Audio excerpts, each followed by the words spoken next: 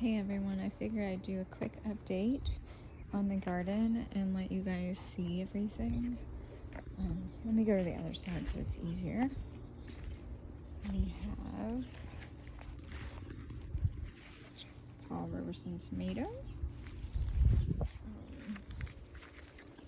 This is a vintage wine, but I planted it early with this last frost and I lost the actual plant, so it sprouted up. Side piece, I'm just gonna see what happens with it. Another Paul Rob, and then I have 3 Black Beauties. 1, 2. This one's kind of growing funky though. I'm not sure what's going on there. And then here's the 3rd. These again were out in the frost, so I'm not sure how well they're gonna end up doing. We'll see. And then all of the pea plants are getting to be almost as tall as me. So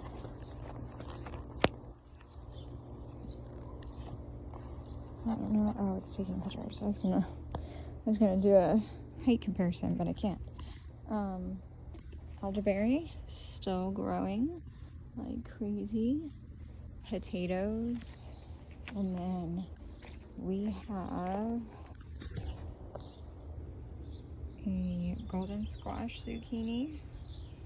We have the sprouts of a crooked neck zucchini, and then I have straight neck zucchini, or straight neck squash, I'm sorry. And then this zucchini didn't grow, so I just replanted it.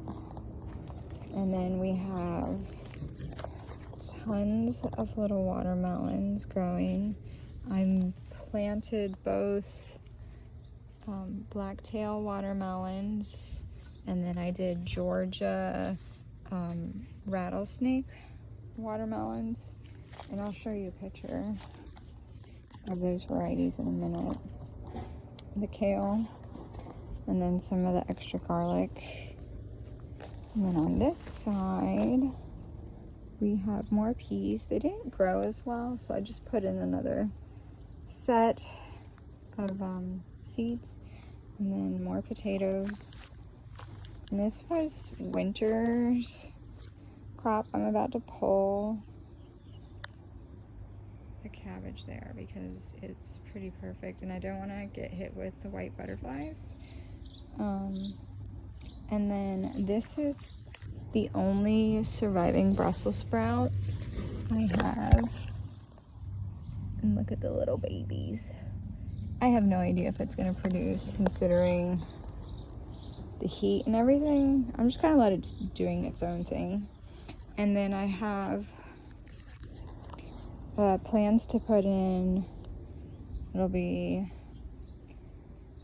4 Big Daddies, and then 2 super sauce. Oh, and 4 super sauces. This is going to be 4 Big Daddies and 4 super sauce determinate tomato varieties. And then this bed was of course it's got the peas and everything, but it also was supposed to be mini watermelons, but for some reason not a single one of them sprouted. They were, I want to say 3 or 4 years old seed wise, so that might be why. And then on the inside I have Denver carrots and atomic red carrots growing, and then I also have this right here is cilantro, which is going crazy right now. Then moving on, we obviously know about the garlic and it's losing its mind. So that's my garlic bed. It's wild. And then this side we have more peas. And then this is a fat white boar pumpkin. There's 1 here, and then I just planted 2 more seeds on the sides. And then on top of that, I also put in asparagus long yard beans. So I'm trying to plant a lot more stuff on the trellis, but I want to be able to distinguish what is what. So I'm not mixing things unless there's a size difference or like a visual difference, so that I can be like, okay, this plant I loved, this plant I hated, and so on. So that's that. And then again, more peas. And what was supposed to be here? Let's see. Okay, and this is cucumbers. I had to think about it for a minute. Yeah, okay. So right in here, this little sprout, you can see the beginning of its true leaves, is going to be a cucumber. And I have a total of 3 varieties of cucumbers I'm trying. Fresh pickling cucumber, Wisconsin cucumber, and one more. And they're all different sizes. So I'll be able to distinguish which is which.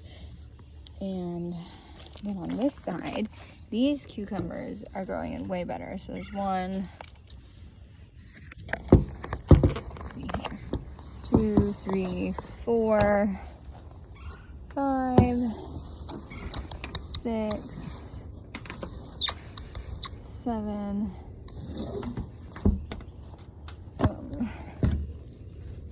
8, 9, 10, and then I also planted a bunch of different varieties of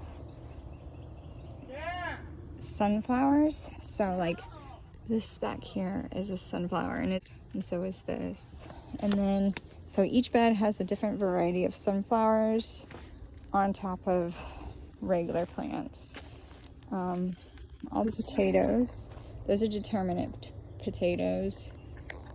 And then we have the second set of onions that I got. Those are a Texas sweet yellow onion, and then carrots, and then these are the golden beets. And then for Jade, just so you know, these are Mushu's mustard greens and stuff. So moving on. So this bed is bare right now. This is where I always put all my peppers. My peppers, I usually wait until it's definitely hot enough, because I don't like to get them stunted. It takes too long for us to grow them, to rush the process and stunt them. Look at these things. Massive. Climbing all the way up. All of them are like that. So, anyhow. So in this bed, oh, I think I skipped a bed. Maybe not. I'll have to look in a minute. This bed is cantaloupes. You can see the beginning of their little baby sprouts all along here. So as the snap peas are dying back, the cantaloupe should be coming in full force. Check out this strawberry.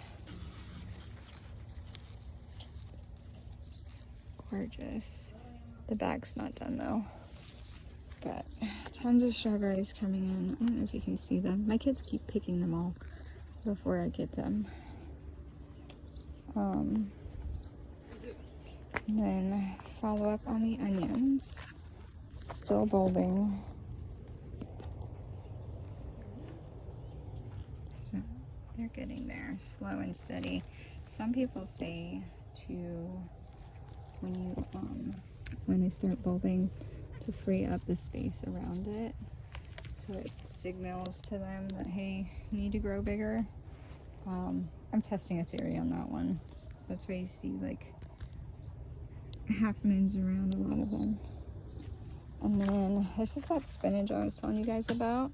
It's heat resistant, So, so good. And it's cute. Look at those freaking flowers. Adorable. And then I put in zucchini rampicante. I don't know if you guys are familiar with that one, but it is a hanging zucchini that is resistant to the vine borer. So I'm trying that one out in case I lose all my squash. This is a hundreds and thousands cherry tomato, and I'm also growing a bunch of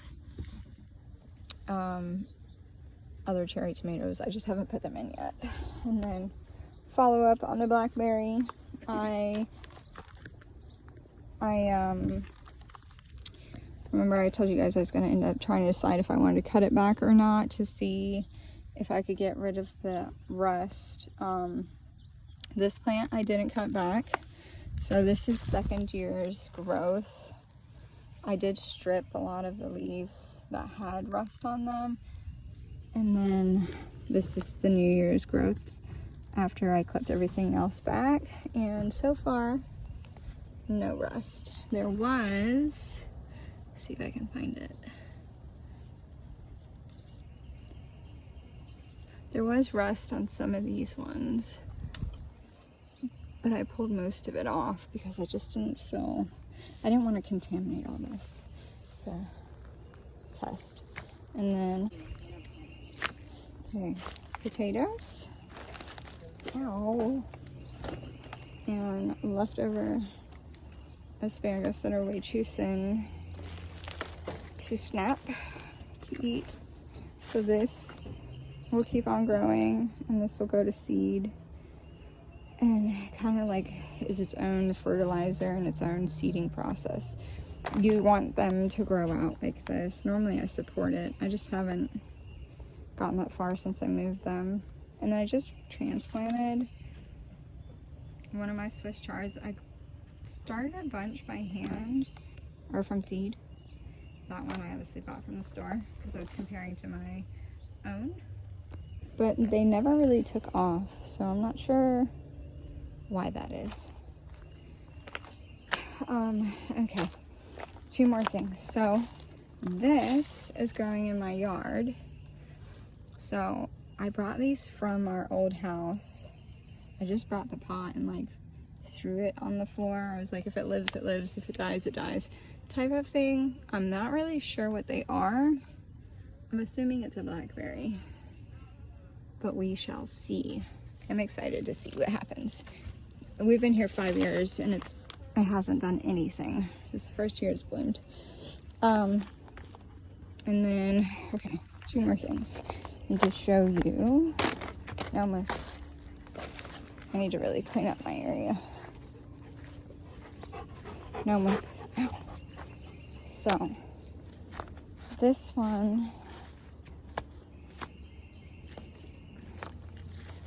is the blackberry that I cut all the way down in an attempt to get rid of all of the rust.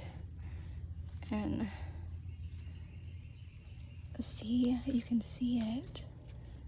Okay, so this is the example of the rust that I'm talking about. It's no good. I'm not sure. They say you can get rust from it just being close to the ground, which this plant seems to be a lot closer than that one. I don't know. It's more like bunched up. I think that's it. I feel like there was something else I was going to show you, but I can't remember what it was. So we'll go with that. Anyhow, I hope you enjoyed the tour of the garden, and I can't wait to get all my peppers and tomatoes going and get some color going on in here. So let me know what you guys are growing. Talk to you later.